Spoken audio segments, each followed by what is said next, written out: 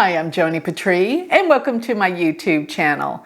Well, today I'm going to continue on with all these wonderful pertinent questions that all of you have been posting for me to answer, and I am so pleased to do so because these are such interesting and wonderful questions. It gives me hope in humanity again. Okay, so let's begin with the first one. I have Yana Lowry, what planetary aspects or transits show a possible old flame reignited romance or new relationship? So what do I look for? K2 is the past, Rahu is the future. Whenever K2 goes through the 7th house, an old flame and old love can come back, brings things back to the past.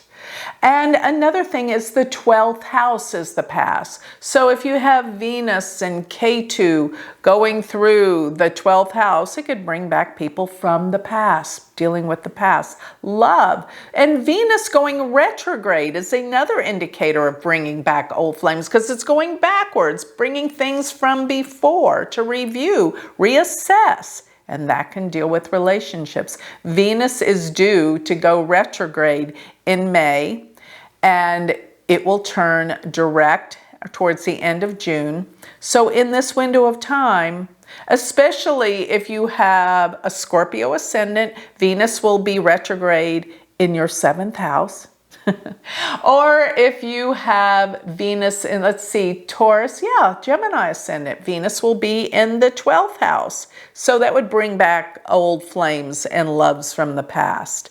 So look at that, the retrograde, and look at K2 particularly for bringing that back. Now, when Rahu goes through the 7th house, that could be a new love. That's not the past, it's the future. So I look at Rahu as new beginnings, or Jupiter to the 7th house. Also, don't forget the 5th house can deal with love and romance. Put retrograde Venus there or K2 going through the 5th. Okay, next. All right, I love this question. Johnson J.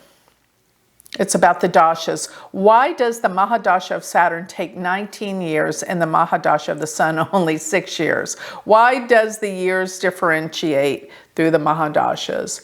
I got news for you. I asked the same question. All of us ask that question when we get into Vedic astrology.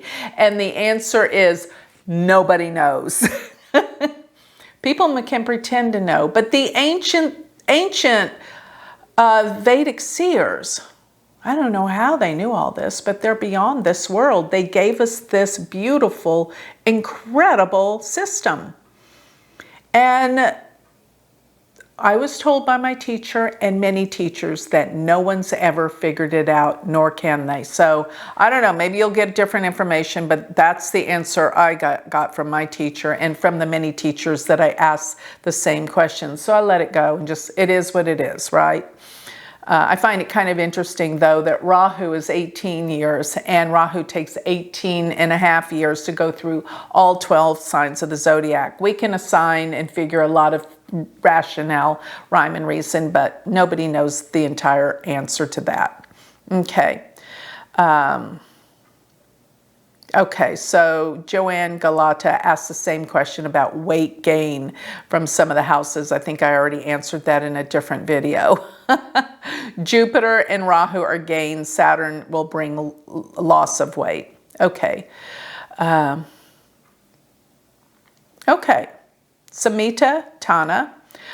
For those of us who missed investing in the stock market at the end of March, can you comment on when, after mid-April, will be a good opportunity to invest? I think right now is a great opportunity to invest. I don't think you missed anything. Maybe it reached the bottom, but it's still going to come up so much higher than from where it is right now, especially the airline stocks. You know, maybe even cruise companies, but they're down and out. They're at their bottom. They're at their wits' end. They're closed up. Even restaurants are going to come back. The economy and everything will come back. We are not in a Great Depression. Remember what I say. There are so many people that are billionaires right now, where they're going to put their money. They're going to start investing. They know the stock market's going to bounce back. You got to ride the wave. Wait a couple of years. I think by the time of February, end of February and March of 2021, it'll be back. And those that invested now will be so pleased. So there you go. But let me reframe that. I'm not an expert, and I could be wrong, but I'm reading the stars. Most of the time it's right. Okay? All right, question by Joyce Gordon. When using a solar return chart, what's the best method for timing the events? Great question, because when you do a solar return chart in Vedic, it's called the Varshafal chart. And you know, you have this chart and it's for a year. When do you know the events are going to occur within that year? Well, I use the Muda dasha. The Muda dasha is a dasha system that's set up only for that Varshafal chart for that 1 year, and therefore it changes quite rapidly. It's based just like the Vimshotri dasha system, but you can see like the Saturn dasha will last for, you know, let's say a month, and you know, it's just you go in and out of these dashas. So however those planets are placed in that Varshafal chart will be indicative of the timing when that result will come within that year. So I hope that answers the question. But remember, when you're doing the Varshafal chart, which is the solar return chart that we use in Vedic astrology, it's actually a Persian system. But remember, you always do it for where you are born, not where you're currently living. Like there's a lot of theories in Western astrology that teach you to do that. That is incorrect. It's got to be where you're born, just as the same as your birth chart. So I hope I've cleared up that question for you. So, Reb Caro, I'm an individual that had a lot of fixed star emphasis. Should this be something to consider? Absolutely. Those fixed stars are powerful. Whatever they represent will bring into your life. But please remember, I look at them only as a 1.5 degree orb. You can't have them, you know, with 3 degrees. 1.5 degrees is going to give it to you. Such as the fixed star Spica. It's got to be like 29 degrees Virgo, 0 Libra. That's going to be the star of an overnight sensation, creative, literary genius, or music. That's probably the most auspicious star in the heavens. And don't forget Regulus, which is right there at 5-6 degrees of Leo. That fixed star is going to have kingship qualities, leadership qualities. They will come into a position of leadership. So I'll tell you something interesting though. I read one time in Ebertein's book on the fixed stars that if you have Jupiter conjunct the fixed star Regulus, that you will be the astrologer to the kings.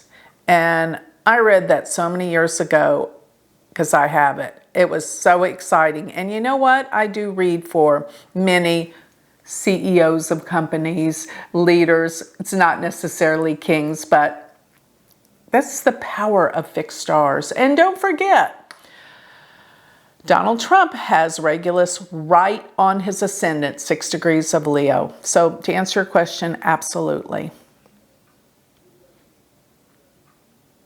Okay, so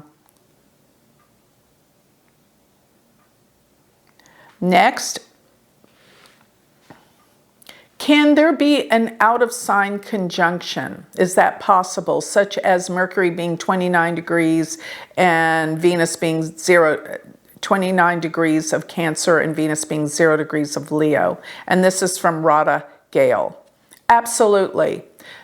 This can be missed quite easily, but you know, when it's within 1 degree or 2, I'd say probably 3 degrees that they're in one sign to the next. Yeah, it's going to be a little bit weaker because it's in a different sign, but absolutely they're still conjunct. What I always tell my students is, if you look up at the heavens and you see the stars and the planets and they're right next to each other, there aren't these big lines in the sky that separate them from not being conjunct. When they're in different signs or houses, they're conjunct. So yes, they are conjunct, even though they are in a different sign and they're 1 degree apart. Absolutely. They're going to influence each other. Okay. Okay, so, and here I am saying okay, and the next person I'm going to read from is okay. And their question is, Star Rigel, 24 degrees of Taurus. If this is in a chart, does it always indicate major wealth regardless of what else is in the chart? Not always, but it is. What I do is I look for a conglomeration of indicators. That's one. And plus, if they have the ruler of the 11th and the 2nd, or the ruler of the 2nd and the 11th, or all these Dana yogas. And Dana yogas, by the way, is when you have planets that rule either houses 2 or 12 or 11, 2 or 11, or houses 1, 5, and 9. If you have any combinations of planets aspecting each other by conjunction or opposition, then that's a Dana yoga, meaning it will give wealth. So you look to the yogas. And of course, a Lakshmi yoga. What is a Lakshmi yoga? Great wealth. You got to have Venus in its own sign or exalted. So what is that? Either Taurus or Libra or Pisces. And you must have the ruler of the first house must be strong. The ruler of the 9th house must be strong. And what do I mean by strong? Placed in a good house and in a good sign. If you've got that, then you've got a Lakshmi yoga. You will be wealthy. Bill Gates has the most perfect Lakshmi yoga. He has Venus in Libra, and he has his ascendant ruler is Mercury. It's in Virgo in the 4th house. So he has a Bhadra yoga. Powerful Mercury, and the ruler of the 9th is strong as well by being, it's Saturn. He has Gemini ascendant. So Saturn rules the 9th, and it is exalted in Libra in the 5th house. Perfect Lakshmi yoga. So many other variables, but yeah, but not always. But I will say, if you've got that Rigel and these other things, yeah, it'll be definitely wealth. I've seen it work every time with other variables. Okay, ma'am. I love when people call me ma'am. It makes me feel so old, but I know it's so respectful. So, but it's so polite. So, ma'am, can you, what does Rahu mean? Transit of Rahu when it meets Ketu and vice versa. I call this when Rahu's on Ketu and Ketu's on Rahu. I'm saying the transit of Rahu hitting your natal Ketu, the transit of Ketu hitting your natal Rahu. I call this a nodal inversion. And what it actually means is that you're at a crossroads. You can't make up your mind. Because remember, these are the indicators of destiny. And when you have them like this, it's like you're reversing your ways. You're trying to decide something. You're changing.